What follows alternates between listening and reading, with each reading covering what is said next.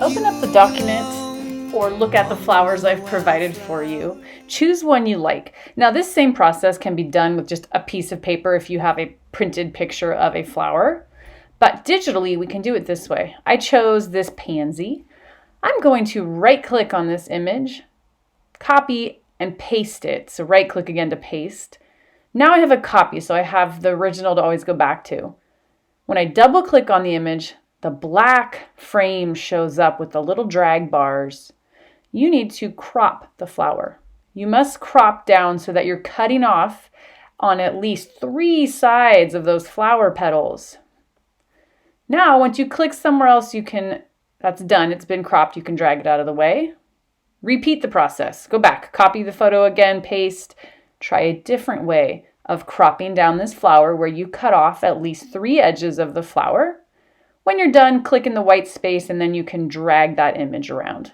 You can also enlarge it. Do you like this? Now, if you're unhappy with that, you're not sure, play around with any of the flowers. Same process, copy, paste, double click, drag the black bars around and crop it down by cutting off at least 3 edges of the flower. You can cut off more. In a way, you're zooming in on this image of the flower. When you're happy, go ahead and set that aside. It's time to start thumbnails. In your sketchbook or on a piece of paper, we're going to plan, we're going to practice. It's a good idea to try this before we do our final work of art.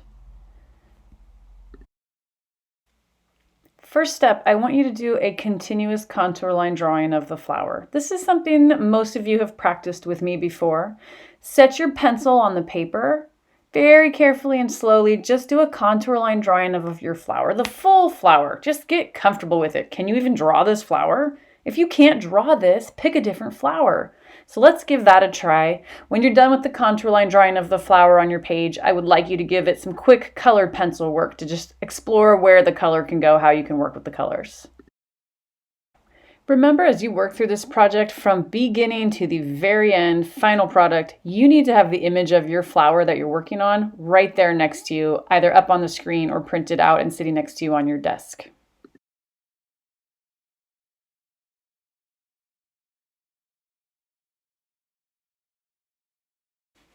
Next up, you need to draw a rectangle on your sketchbook page. A rectangle because the page of our full drawing is going to be a rectangle, so no squares, please.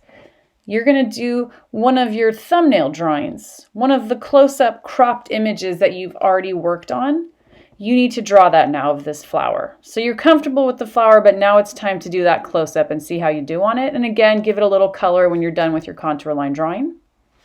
You'll notice that when I finish this one, I wasn't that thrilled with it. So next option, I could do another thumbnail drawing of the same flower, but change the way I crop it.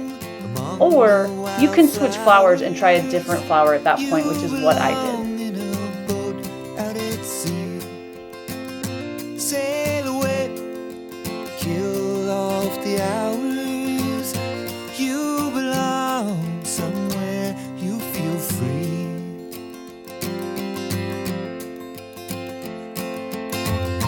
Run away, find you a lover. Go away, somewhere all bright and new. I have seen no other who compares with you. You belong among the wildflowers.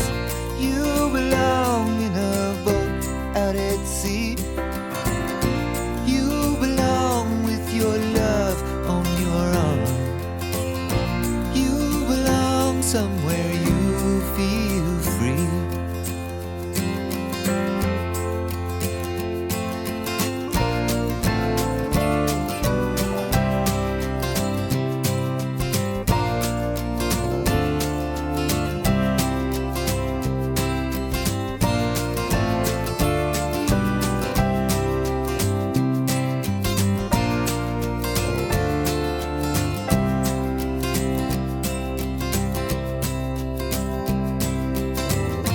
Run away, go find a lover.